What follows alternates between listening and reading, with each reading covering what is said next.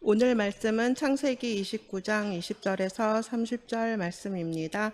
야곱이 라헬을 위하여 7년 동안 라반을 섬겼으나 그를 사랑하는 까닭에 7년을 며칠같이 여겼더라. 야곱이 라반에게 이르되 내 기한이 찼으니 내 아내를 내게 주소서. 내가 그에게 들어가겠나이다.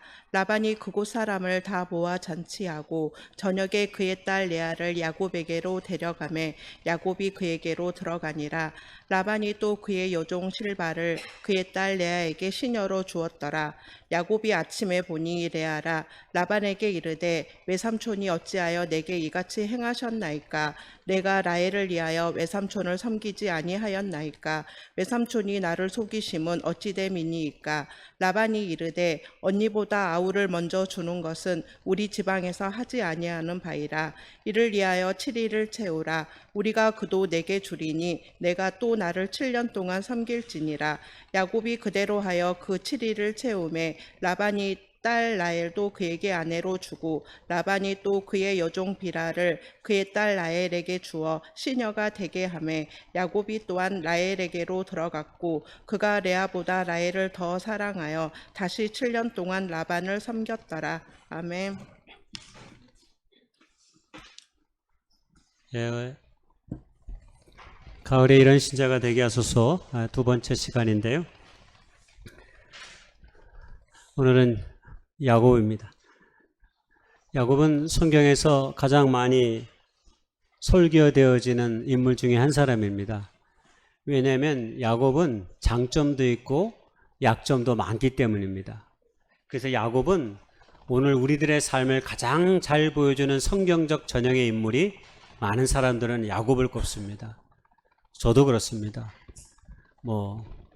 실수도 많고 허점도 많고 욕심도 많지만 또 하나님 앞에서 귀히 여겨주시는 것들에 의해서 간신히 살아왔는데 아마 야곱이 그러지 않을까 싶기 때문입니다. 여러분, 야곱하면 떠오르는 게 뭐예요?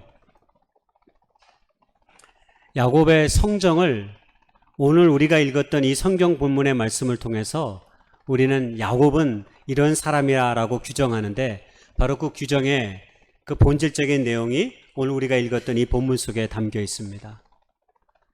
바로 사랑하는 여인 라헬을 얻기 위해서 14년 그리고 이후에 6년까지 합해서 20년 동안 열심히 외삼촌 라반의 집에서 일하였던 것. 그래서 우리는 야곱을 흔히 인내의 사람이다 이렇게 말하기도 합니다. 제가 이 야곱의 이야기를 읽다 보니까 자연스럽게 황지우의 너를 기다리는 동안 이런 시가 생각이 났습니다. 여기 보면 꼭 야곱이 쓴 것처럼 야곱의 마음을 다 담고 있어요. 내가 오기로 한 그 자리에 내가 미리가 너를 기다리는 동안 다가오는 모든 발자국은 내 가슴에 쿵쿵거린다. 바스락거리는 나뭇잎 하나도 다 내게 온다. 기다려본 적이 있는 사람은 안다. 세상에서 기다리는 일처럼 가슴 애리는 일 있을까? 내가 오기로 한 그 자리, 내가 미리 와 있는 이곳에서 문을 열고 들어오는 모든 사람이 너였다가 너일 것이었다가 다시 문이 닫힌다. 사랑하는 이여, 오지 않는 너를 기다리며 마침내 나는 너에게 간다. 아주 먼 데서 나는 너에게 가고 아주 오랜 세월을 다하여 너는 지금 오고 있다. 아주 먼 데서 지금도 천천히 오고 있는 너를 기다리는 동안 나도 가고 있다. 남들이 열고 들어오는 문을 통해 내 가슴에 쿵쿵거리는 모든 발자국 따라 너를 기다리는 동안 나는 너에게 가고 있다. 제가 가을에 센티멘탈 돼가지고 주보에 제가 시를 하나 제가 썼어요. 그래서 하나 적어놨는데 다 이런 걸 내포하고 있습니다. 한마디로 그리움, 기다림, 그리고 이것은 다 사랑 안에 담겨져 있는 것들임을 알 수 있어요. 사랑이라고 하는 선물 안에는 여러 가지 것들이 들어가 있는데 그 중에 하나 가장 소중한 것은 기다리는 거, 오래 참는 것입니다. 여러분, 고린도서 13장을 우리가 사랑장이라고 말합니다. 그때 사랑에 대한 정의가 시작되는데 그 제일 처음에 나타나는 게 사랑은 뭐로 시작합니까? 오래 참고. 사랑은 오래 참고로 시작합니다. 사랑은 오래 참음으로 사랑이 시작되고 오래 참음으로 사랑이 이루어집니다.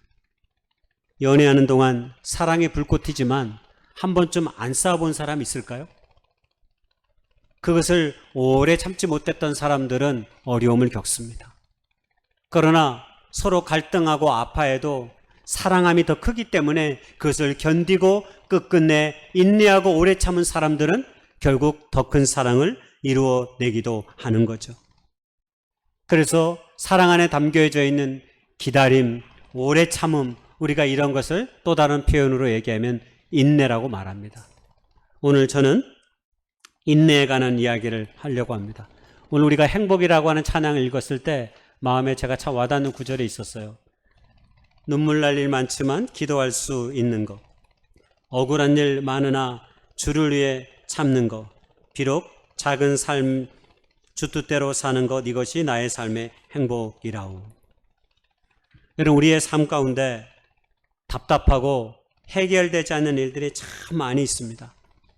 그리고 그런 것들이 오랜 세월 동안 내 발목을 잡고 있을 때 참 때로 살기 힘들다라고 고백합니다. 고통스러운 삶의 순간들이 빨리 지나가기를 바라지만 좀처럼 이 아픔과 고통은 내 삶 가운데 떠나지 않을 때가 많이 있습니다.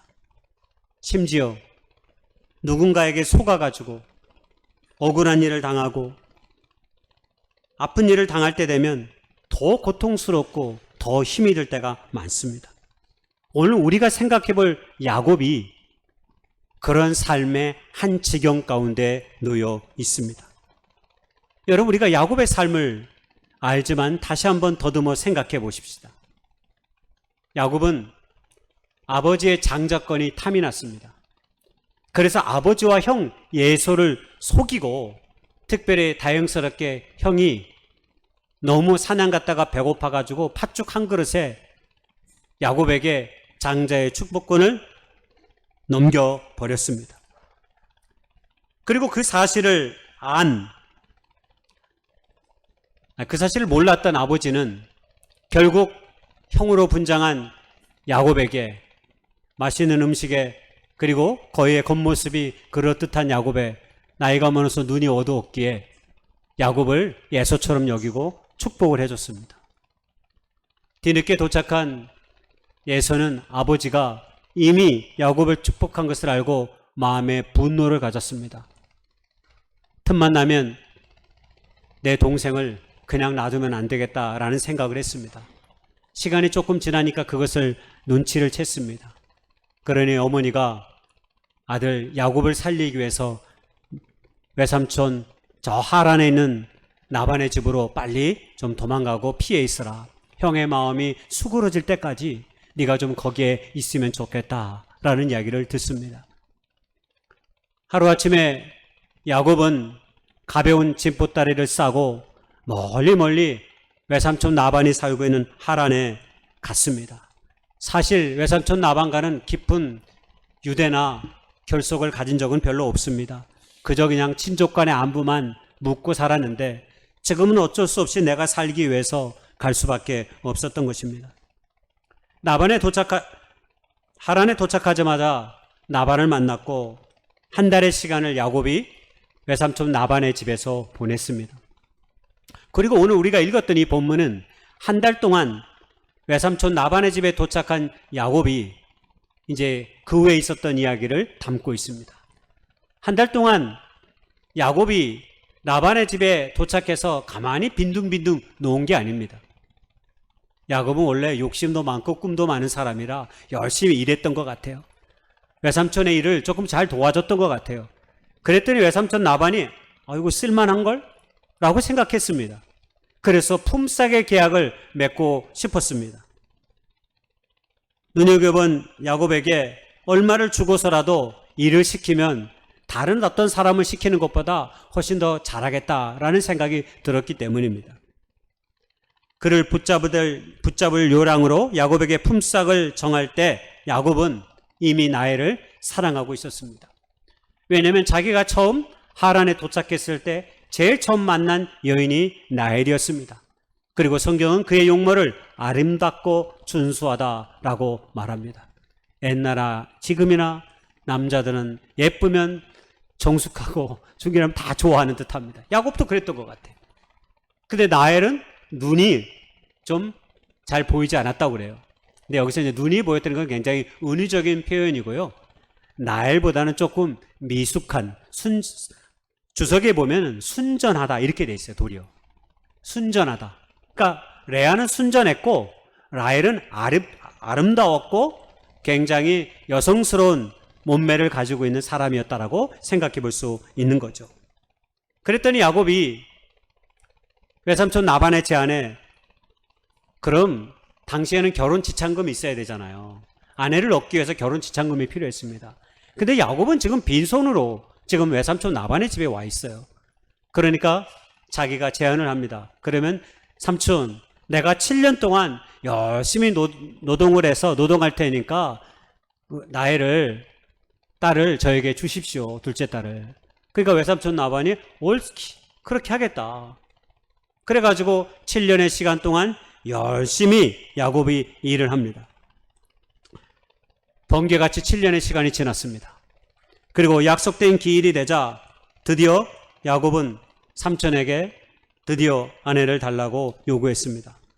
그러자 라반은 사람들을 모아 결혼 잔치를 벌이고 저녁에 야곱에게 딸을 내줍니다. 당시에는 결혼할 때 다 얼굴을 가리고 시집을 보냈습니다. 그리고 나서 아침이 되자 야곱은 무엇인가 잘못됐다는 사실을 깨달았습니다. 왜냐하면 눈앞에 마주한 여인은 오랜 세월 동안 자기가 연모하고 마음에 품었던 라헬이 아니라 그의 언니인 레아였기 때문입니다. 놀래가지고 야곱은 외삼촌 라반을 득달같이 찾아갑니다. 삼촌, 이게 도대체 어떻게 된 일입니까? 왜 라헬이 아니고 레아가 거기 있는 것입니까? 그럴 때 외삼촌 라반은 천연덕스럽게 말합니다. 야, 우리 고향에서는 말이야, 동생이 언니보다 시집가는 일은 없어. 언니가 시집을 가야만 여동생, 그의 동생이 시집을 가는 거야. 네가 정말로 만약 나이를 데려가고 싶으면 7년 동안 열심히 한 번 더 일을 해라. 그리고 지금 주어진 결혼의 잔치 일주일 동안, 잔치가 일주일 동안 있었던 것 같아요. 일주일 동안 잔치를 잘 치르고 또 7년 동안 수고하면 내가 라헬도 너에게 주겠다. 야곱이 이를 받아들였습니다. 그리고 7일간의 혼인잔치를 끝내고 7년의 노동의 시간을 보냈습니다. 그리고 마침내 사랑하는 라헬도 자기의 아내로 삼게 되었습니다. 성경은 말하기를 이렇게 두 아내를 데리고 사는 야곱에게 외삼촌 라반이 정당한 품삯을 또 준 것 같지는 않습니다. 이제 사이도 됐으니까 마음 놓고 일꾼으로 삼아도 되겠다 싶은 거죠. 근데 야곱의 일솜씨가 좋았던 것 같아요. 외삼촌 라반이 많은 부를 얻었기 때문입니다. 그래서 품삯을 요구하는 야곱에게 뭔가를 이제 줘야만 되긴 했죠. 그때 야곱이 먼저 제안을 했죠. 그리고 그 제안을 통해서 야곱의 것과 라반의 것을 구분했습니다. 우리가 잘 알듯이 흠없고 좋은 양과 염소들은 얼룩의 점이 되도록 아이를 낳게 해서 다 자기 것으로 삼았습니다. 여러분, 그렇게 6년의 시간을 보내어서 야곱도 두 아내와 함께 엄청난 부를 소유하게 되었다라고 하는 이야기를 우리가 알고 있습니다. 그리고 나중에 이제 자기의 고향집으로 돌아가기 위해서 20년 만에 고향집으로 돌아가기 전에 야복강가에서 씨름하고 그 후에 에서를 만나는 장면을 우리가 야곱의 생애를 통해 알고 있습니다. 이것이 야곱의 인생입니다. 근데 여러분, 우리가 잘 알듯이 여러분, 이스라엘의 지파가, 이스라엘은 민족의 공동체가 어떻게 생겨났습니까? 놀랍게도 야곱의 12아들이 이스라엘 지파의 조상이 된 거예요. 이스라엘이라고 민족의 운명의 공동체가 한 남자가 한 여인을 사랑해서 그 여인을 얻기 위해서 14년 동안 노동하고 20년 동안 노동한 그 대가가 바로 12명의 자녀였다라고 하는 사실입니다. 야곱의 12아들이 레아에게서 라헬에게서, 그리고 시종인 여자 2명에게서, 비라에게서 12명의 자녀를 낳았어요.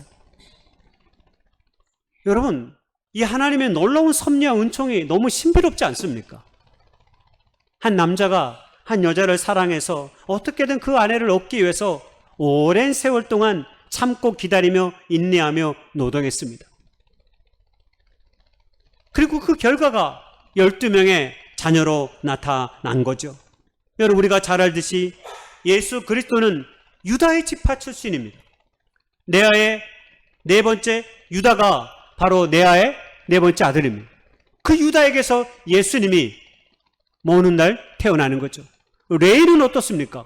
이스라엘이 종교의 공동체로 레위 제사장을 통해서 이루어지는 신앙의 공동체인데, 바로 그 레위도 바로 레아의 품 안에서 태어난 것이죠. 뒤늦게 사랑하는 아내를 얻은 라헬에게서는 우리가 잘 아는 요셉이 태어납니다. 요셉을 통해서 이스라엘 민족이 먼 훗날 기근에서 구원받는 역사가 요셉을 통해서 일어나요. 한 사람의 사랑을 얻기 위해서 노동했던 14년의 노동과, 그리고 품삯을 얻기 위해서 6년 동안 수고한 결과가 12명의 아들인데, 하나님께서는 이 12명의 아들을 통해서 이스라엘 민족의 공동체라고 하는 이 운명의 역사, 이 놀라운 역사를 계획하시고 이루어 가셨다라고 하는 그 이야기가 바로 야곱의 결혼 과정을 통해서 나타나고 있다는 것입니다. 무슨 말입니까? 야곱이 가진 인내가 이렇게 중요하다는 것입니다. 하나님의 약속을 이루는 과정에는 하루아침에 되지 않습니다. 하나님의 약속을 이루는 과정 속에서는 때로 많은 시간이 필요한데, 이 시간을 견디고 이기는 사람이 결국 하나님의 은혜를 누리게 되는 거죠. 그래서 성경은 인내의 보고다, 이런 말이 있습니다. 제가 했습니다. 인내의 보고다. 제가 보기엔 인내의 보고예요. 제가 기억하는 것은, 제가 목회 처음 시작할 때 서울에서 어느 목사님이 그런 얘기 한 적이 있어요. 목사님, 이제 교회를 담임하면서 하게 되는데 딱 하나만 기억하십시오. 무조건 인내해야 합니다. 열받을 일 많이 있을 겁니다. 그러나 인내해야 합니다. 화날 일 많이 있고 마음에 분통 터지는 일 많이 있습니다.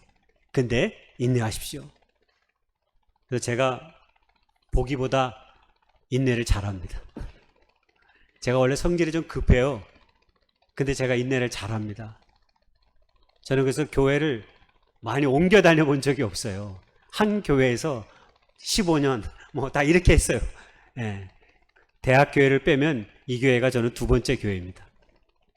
그러니까 제가 그리스도교에 온 지 올해로 40년째예요. 40년째인데 대학 교회만 빼면, 대학은 교목 시작 하다 보니까 같이 해야 됐기 때문에 할 게 없었는데, 딱 두 교회만 뭐 다닌 거라고 많이 할 수 있어요. 물론 그 교회에 기원이 되는 또 다른 교회 잠깐 있었지만, 다 크게 얘기하면 원래의 교회, 남춘천 교회처럼 이렇게 생겨난 교회에 잠깐 있었고, 나머지는 다 한 교회에 있었던 거죠. 여러분, 어찌 목회자에게만 그 말이 해당될 수 있겠습니까? 여러분, 저와 여러분에게도 인내라고 하는 이 소중한 가치가 우리의 삶 가운데, 특히 오늘의 시대 속에서는 엄청나게 중요한 신앙인들의 중요한 성숙의 조건이다, 이런 생각이 듭니다. 왜냐? 오늘 우리 시대가 인내랑 거리가 먼 문화적 가치가 범람하고 있기 때문입니다. 특히 한국 사회는, 한국 사람들은 무엇이든지 빨리빨리 하는 걸 좋아합니다. 그래서 외국 사람들이 가장 한국에 오면 빨리 배우는 단어가 빨리빨리래요.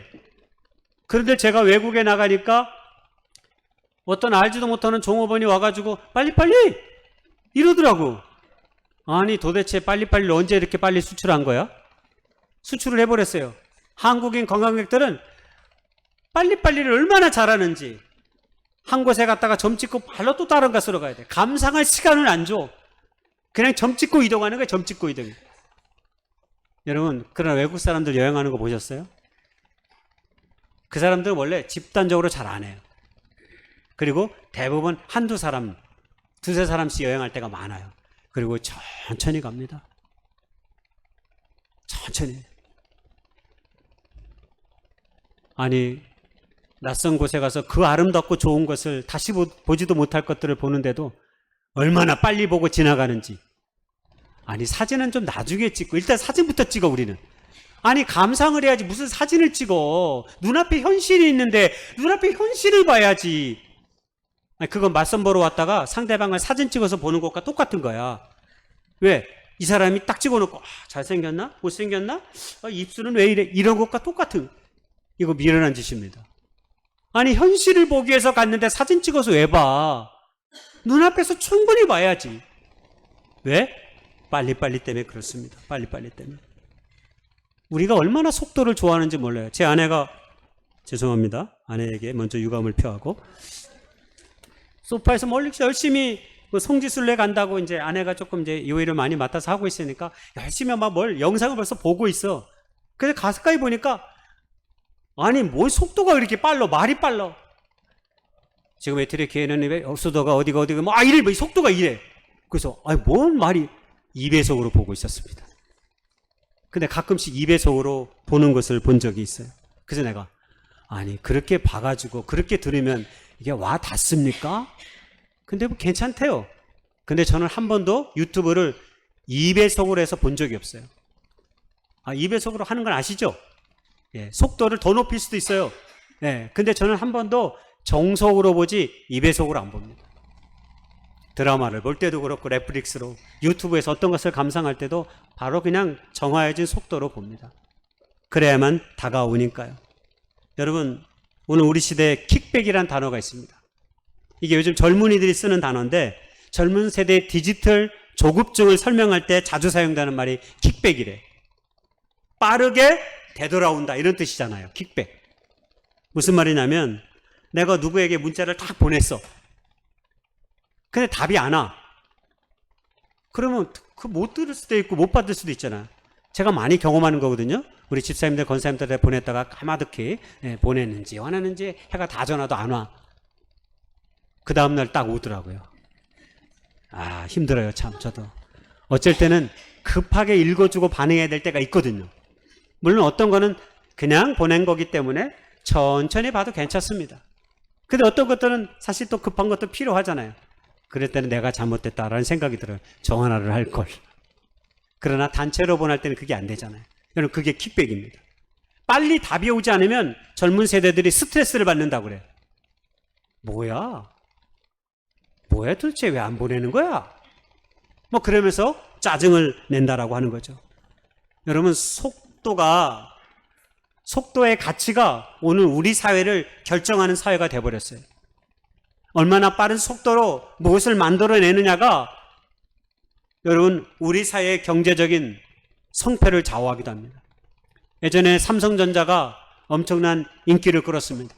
지금도 역시 우리나라 수출의 대부분은 삼성전자가 만들어낸 반도체입니다. 근데 최근에 경제란을 보니까 이제 더 이상 삼성전자가 1등이 아니래요. 1등이 바뀌었어요. SK 하이닉스로. SK 하이닉스가 최신의 AI 반도체를 열심히 미국에 공급하고 있다고 합니다. 그래서 SK 하이닉스가 훨씬 더 지금 많은 사람들한테 인기를 끌고 있고 많은 곽광을 받고 있다고 합니다. 빨리빨리는 때로 우리의 경제 생태계를 먹여 살려주기도 하지만 이것이 우리의 삶의 문화가 되어버리면 사실 빨리빨리가 주는 행복은 그렇게 크지 않습니다. 그래, 여행을 가고자 할 때 기쁜 거지 막상 가면 정신없어요. 가려고 마음 먹을 때, 음식도 그러지 않잖아요? 음식의 맛이 풍겨오고 먹으려고 하는 마음을 먹을 때 행복해져요. 근데 정작 먹으면 어때요? 먹느라고 정신이 없어요. 맛을 음미할 시간이 없어요. 여러분, 빨리빨리는 우리에게 행복감을 가져다 주지 않습니다. 빨리빨리는 교통사고 사망률을 높이고 학원의 선행학습은 학교 교육에 폐해를 만들고 많은 학생들을 잠자게 만들기도 합니다. 제가 최근에 우리 교회에서 식사하면서 한 2번 얘기했습니다. 음식을 만드는 사람은 이렇게 오랜 시간 동안 전날 와가지고 토요일 날 구역에서 와가지고 음식을 만들고 하는데 주일날 우리가 그것을 먹는 시간은 어때요? 이 사람들은 이틀에 걸쳐서 음식을 만드는데 우리는 먹는데 10분도 안 걸려요. 먹고 끝! 음식의 맛을 느끼기도 전에, 함께 먹는 사람과 템포를 맞추기도 전에, 그리고 그와 이런저런 오랜만에 일주일 만에 만나서 이런저런 이야기를 하면서 담소를 나눌 수 있는 기회도 놓쳐버리고 그냥 밥 먹는 일에 끝납니다. 그래서 제가 조만간 우리의 이 패턴을 바꾸는 결정을 하려고 합니다. 여러분, 예배의 시간은 시작은 있어도 끝은 없습니다. 그렇죠? 11시에는 우리가 반드시 예배를 드려야 됩니다. 이게 우리 약속이에요. 우리 끝나는 약속 했어요, 안 했어요? 안 했어요. 안 했어요. 예배 시간이 조금 길어져도 괜찮은 것 같지만 괜찮아요. 그래서 하늘의 인사를 길게 하는 이유도 거기 있습니다. 이제는 더 나아가서 한 주에 한 번씩 보면서 제대로 인사도 못하고 밥 먹고 가는 것들을 좀 바꾸기 위해서 오후 예배 시간을 조금 늦춰볼 생각을 갖고 있습니다. 왜 1시에 꼭 해야 되나? 1시 반에 하면 어때? 집에 가 살 일이 많으세요? 이왕에 주님 앞에 우리가 예배하러 왔으면 이 시간은 우리의 시간이 아니라 하나님의 시간이라고 생각하면서 우리가 예배하잖아요. 그럼 밥 먹고 천천히 커피 한 잔 마시면서 이런저런 얘기하다가 1시 반에 식사 당번에 설거지 다 끝나고 잠시 쉴 틈도 좀 주고 그리고 예배하면 되잖아요. 근데 우리는 식사 준비를 한 분들이 올라오기도 전에 이미 조바심이 나고 가버리고 뭐 그럴 때가 많아요. 앞으로 제가 언제 시작할 거라고는 얘기는 안 했는데 1시에 안 하고 1시 반에 할까 생각합니다. 그래서 식사를 끝나고 우리가 카페에서 우리 교회 카페 만들어 놨잖아요. 담소도 좀 나누고 부득이하게 가야 되는 사람은 잠시 담소도 나누고 커피도 한잔 마시면서 이야기를 나누다가 돌아가고 그렇지 않은 많은 사람들은 1시 반에 우리가 함께 모여서 2부 순서를 2부 예배를 하면 되는 것입니다. 좋지요? 좋지요? 답이 안 나오네요. 여러분이 답을 안 하신다고 제가 안 할 건 아니고요. 네. 여러분, 주일의 시간은 기본적으로 하나님께 영광을 돌리는 시간입니다. 여러분, 이 시간은 내 시간이 아니고 하나님의 시간이라고 생각해야 합니다. 그럴 때 우리가 온전한 예배를 드릴 수 있어요. 빠르고 조급한 것은 우리를 절대 행복하지 않게 합니다. 아니, 세상은 그러할지 모르지만 우리는 그러한 길을 걸어서는 안 됩니다. 여러분, 우리의 삶의 소중한 것들 다 오랜 시간을 필요로 하는 것들입니다. 여러분, 대표적으로 교육이 그렇지 않습니까? 초등학교 6년, 중학교 3년, 고등학교 3년, 대학교 4년 이런 과정을 거쳐야만 사회에 나가서 일할 수 있도록 합니다. 여러분, 우리가 성년의 나이를 20살이라고 합니다. 요즘은 좀 요즘은 18살인가요? 아니, 그 선거 영년이고 아직 성년은 20살이죠. 이 20살이 되어야만 우리가 어른이라고 말합니다. 왜 그럴까요? 왜 20년의 시간이 필요한 걸까요? 적어도 그 시간은 살아봐야 어른에 대한 책임성, 도덕성, 사회 속에서의 자기의 역할을 감당하면서 살아갈 수 있다고 보기 때문에 우리가 20살이 되어서 성년이라고 말하는 것입니다. 무엇보다 성경은 한 사람 한 사람이 하나님의 사람으로 세워지고 뜻을 이루는 삶을 살기 위해 얼마나 많은 시간을 인내로 견디며 나아가는지를 처음부터 끝까지 보여준다고 생각합니다. 이스라엘 민족의 조상인 아브라함이 그렇습니다. 성경은 우리에게 기다림과 인내의 중요성을 가르쳐 주는데 이스라엘의 조상인 아브라함 때부터 그렇습니다. 아브라함이 하나님의 부름을 받은 때가 몇 살입니까? 75세입니다. 75세는 은퇴의 나이가 아니라 사실은 하나님의 부름의 나이예요. 그리고 나서 100세의 아들을 낳았어요. 하나님의 놀라운 축복의 약속을 선물로 받고 그 모든 시간들을 이기며 견뎠습니다. 25년의 시간을 견디며 이긴 것이죠. 요셉은 17살에 형제들의 손에 의해서 팔렸습니다. 그리고 30살에 바로 앞에서 꿈을 해석하며 총리가 되었다는데 그 시간을 계산해 보면 13년입니다. 13년의 시간 동안 모진 세월의 고통을 잘 견딤으로 하나님의 축복의 통로가 될 수 있었습니다. 여러분, 다윗은 어떻습니까? 어린 시절 사무엘을 통해 하나님의 기름 부은 왕으로 부름받았지만 그는 사울의 눈을 피해 광야로 10여 년이 넘는 세월 동안 도망하지 않으면 안 되었습니다. 사울이 죽자 왕으로 추대를 받았습니다만 통일왕국의 주인이 되지 못했습니다. 왜냐하면 아직 사울을 지지하는 사람들과 그의 자녀 이스보셋도 있었기 때문에 많은 사람들이 이스보셋을 왕으로 추대하고 살았기 때문입니다. 당시 다윗이 갖고 있는 군사력과 자기의 부하의 힘으로 사울의 아들 이스보셋을 치고 통일왕국의 왕이 될 수도 있었습니다. 그러나 다윗은 그렇게 하지 않습니다. 헤브론에서 7년 6개월 동안 기다립니다. 그리고 마침내 하나님의 때 하나님께서 피 한 방울 흘리지 아니하고 이스라엘의 통일왕국의 진정한 왕이 됩니다. 제야의 패커 목사님이라는 분이 우리가 날마다 인내를 가지며 살아가야 되는 이유를 이렇게 설명했습니다. 제가 조금 길지만 한번 읽어보겠습니다. 그것은 하나님이 자신의 자녀들의 영적인 유익을 위하여 모든 것을 명하신다는 믿음을 실천하는 것이다. 인내는 금욕주의처럼 억지로 웃으며 참는 것이 아니다. 인내란 당신을 모든 것을 온전히 갖춘 사람으로 만들기로 결심하신 하늘의 고치가 계획하신 운동 프로그램을 즐겁게 받아들이는 것이다. 이렇게 말했습니다. 그렇습니다. 그리스도인들은 운동선수가 코치의 지도를 받아서 훈련하여 성과를 얻는 삶이 비유할 수 있다는 거예요. 하나님께서 우리를 복된 존재로 만들기 위해서 허락한 시간표가 인내의 시간이다라고 하는 것입니다. 그래서 믿음의 사람들에게는 인내란 반드시 하나님의 소명과 하나님의 소망과 연결되어 있어요. 하나님의 소망과. 왜? 믿음의 사람들에게는 인내란 하나님의 약속을 믿는 것입니다. 그것이 세상의 사람들의 인내와 다른 것입니다. 세상의 사람들은 그저 아픈 현실을 참아냅니다. 그리고 그것이 인내의 본질이라고 생각합니다. 그러나 그리스도인들은 하나님이 내게 약속하신 그 소망을 이루실 분이심을 믿기 때문에 오늘 내게 주어진 상황을 기꺼이 감내하는 것입니다.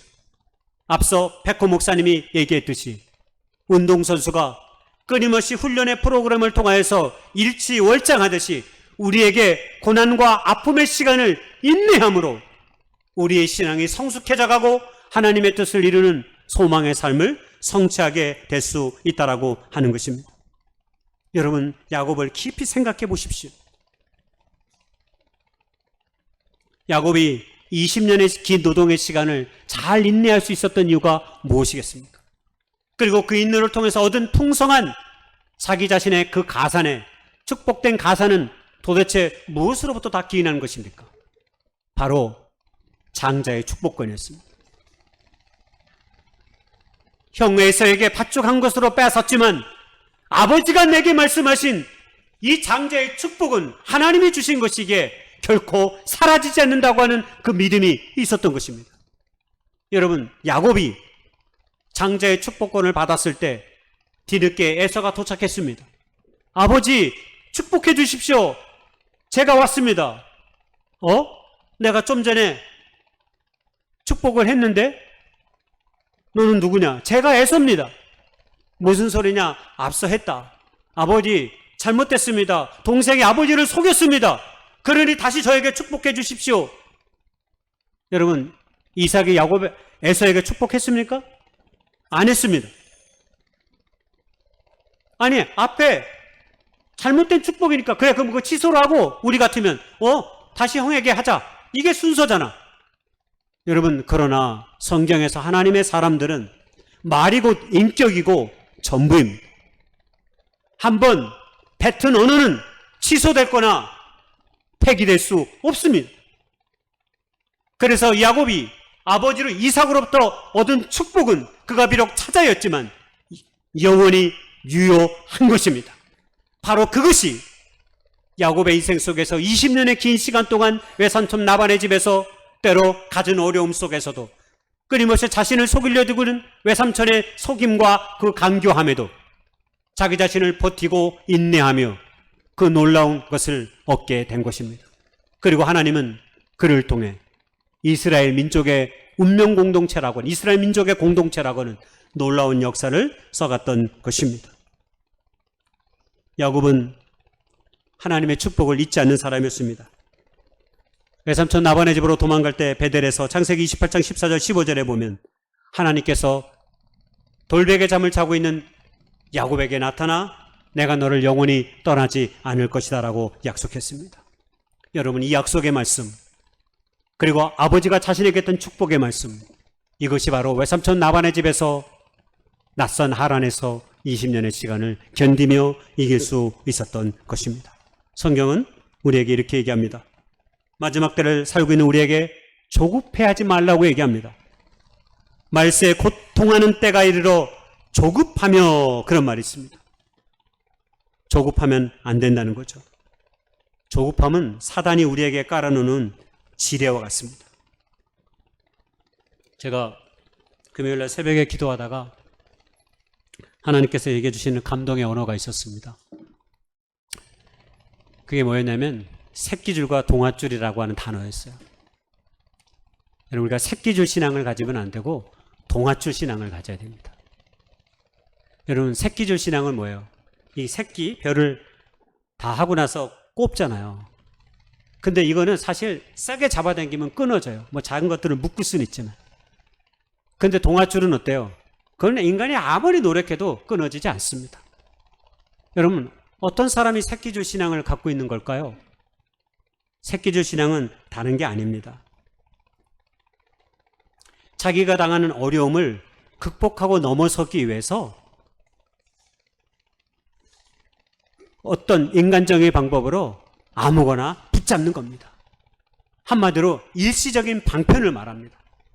새끼줄 신앙을 갖고 있는 사람들은 늘 자기 눈앞에 보이는 거, 당장은 극복하는 데만 관심이 있어요. 그래서 그것이 조금 잘못된 방법이라도, 부정의한 방법이라도, 나쁜 방법이라도 어떻게든 지금의 위기와 어려움을 극복하면 되니까 그냥 그 일 해버리는 거예요. 그러나 그렇게 잡은 새끼줄이 어떻습니까? 당장은 나를 일으켜 세워주는 것 같고 물에서 건져내는 것 같지만 조그만 시간이 지나고 나면 여러분 또 어려움과 위기가 오고 또 통곡하며 눈물을 쏟는 거죠. 그렇게 세상적인 것들을 끊임없이 의지하면서 일시적으로 위기를 극복해 가려고 하는 것들, 여러분 그것은 다 넘어지고 깨어지고 잠시일 뿐입니다. 한마디로 근본적인 해결책이 되지 못하는 거죠. 그러나 여러분, 동아줄 신앙을 갖고 있는 사람들은 하나님께서 내게 주신 이 아픔과 인내를 통해서 이 어려움의 시간 속에서 이 모든 것을 극복하고 이길 수 있는 담대함과 능력과 그리고 하나님에 대한 전적인 신뢰를 우리를 하여금 깨닫게 하시고 이렇게 세우는 데 목적이 있는 거죠. 그래서 동아줄의 신앙을 갖고 있는 사람들은 위기가 오고 어려움이 와도 당장 불의한 방식으로 현실을 극복하기보다는 하나님께 나아가 우리의 모든 짐을 하나님께 맡기고 하나님이 해결해 주실 것을 소망하면서 하나님의 때 하나님이 일으키실 그 모든 것들을 소망하며 끊임없이 견디며 이기며 나아가는 거죠. 왜? 그렇게 해야만 우리가 영원히 살 수 있으니까. 그것만이 우리를 참된 안전과 평안의 길로 인도할 수 있기 때문입니다. 여러분, 하나님께서 오늘 야곱이라고 하는 한 사람을 통해서 단순히 어떻게 보면 그의 결혼의 문제잖아. 그냥 한 사람을 사랑했던 이야기로 그냥 치부해버릴 수 있잖아. 그러나 하나님께서는 그렇게 하지 않으셨습니다. 20년의 야곱의 오랜 세월의 그 인내의 노동을 통해서 하나님이 이스라엘 민족의 역사라고 하는 아브라함에게 약속했던 그 약속, 내가 너를 통하여서 큰 민족을 이루게 할 것이라고 하는 그 약속, 여러분 그 약속이 놀랍게도 야곱이라고 하는 사람을 통해 성취되는 것을 우리가 말씀을 통해 알고 있지 않습니까? 어떤 사람들에게 20년 노동한 것을 억울하다고 생각할 수 있겠죠. 아, 너무나 이 대가를 얻기까지는 내가 너무나 손해를 많이 봤어. 여러분, 우리가 인간적으로 그럴 수 있을지 모르지만 하나님의 이르시는 역사와 섭리는 한이 없고 끝이 없음을 우리가 야곱의 생애를 통해서 확인하고 보고 있는 것 아닙니까? 이번에 말씀을 준비하면서 야곱의 생애를 다시 한번 들여다봤을 때 너무나 깊은 감동을 주더라고요. 우리는 늘 어려움이 오면 당장 이 어려움 해결해 주십시오라고 하나님 앞에 기도하잖아요. 근데 어떤 어려움은요, 하나님께서 우리에게 그 어려움을 통해서 우리 인생을 살리고자, 우리 인생을 통해서 하나님이 일하시고자 때로 우리에게 허락된 아픔이 있다라고 하는 거예요. 물론 우리에게 허락된 아픔은 성경에 나와 있는 대로 견디지 못할 아픔을 하나님은 우리에게 주시지 않습니다. 견딜 만한 아픔을 주시는 그 하나님을 우리가 믿고 신뢰한다면 우리는 야곱처럼 나아갈 수 있는 거죠. 너무나 오랜 세월 동안 여전히 눈물 나는 일 많이 있고 여전히 해결되지 않은 가슴 아픈 일들 내 안에 절절하지만 그럼에도 불구하고 내 모든 삶을 이끄시는 하나님께서 끝내 하나님의 때 하나님의 방법으로 우리를 일으켜 세우실 것을 믿는다면 여러분, 우리는 주저하지 아니하고 우리의 어려움과 아픔 속에서도 우리의 입을 열어 하나님을 찬미할 수 있을 것입니다. 저 여러분, 이 가을에 인내의 사람으로 다시 한번 거듭나는 주의 백성들 될 수 있기를 주님의 이름으로 축복하고 소망합니다.